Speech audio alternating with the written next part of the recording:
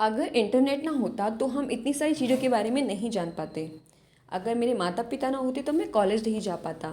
अगर तुम ना होती तो मैं प्रोजेक्ट पूरा नहीं कर पाता। अगर डॉक्टर ना होता तो वह शायद नहीं बच पाता। अगर तुम ना होते तो मुझे कभी भी पता नहीं चलता। तो इस तरह के सेंटेंसेस से हम स्ट्रक्चर यूज़ करते हैं।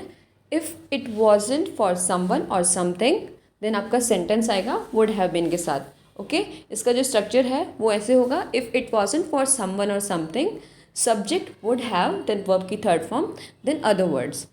इस फ्रेज का एक लाइव एग्जांपल देख लेते हैं एक छोटी सी मूवी क्लिप के through.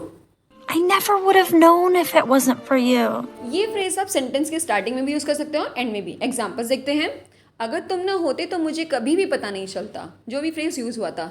If it wasn't for you, I never would have known, और I never would have known if it wasn't for you.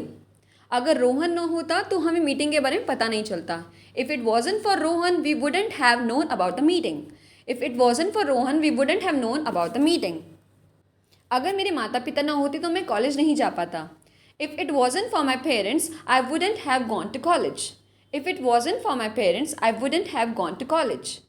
Next is, अगर ये किताब ना होती तो मैंने इतना कुछ नहीं सीखा होता। If it wasn't for this book, I wouldn't have learned so much. If it wasn't for this book, I wouldn't have learned so much. अगर डॉक्टर ना होता तो वह शायद नहीं बच पाता। If it wasn't for the doctor, he wouldn't have survived. Or he wouldn't have survived if it wasn't for the doctor. Next is, अगर अलार्म ना होता तो हम देर तक सोते रहते।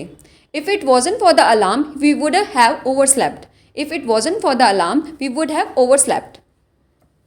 Now it's practice time. ये सेंटेंस आप लोगों के लिए, इसका आंसर आप लोग मुझे कमेंट से बताइए। अगर इंटरनेट ना होता तो हम इतनी सारी चीज़ों के बारे में नहीं जान पाते।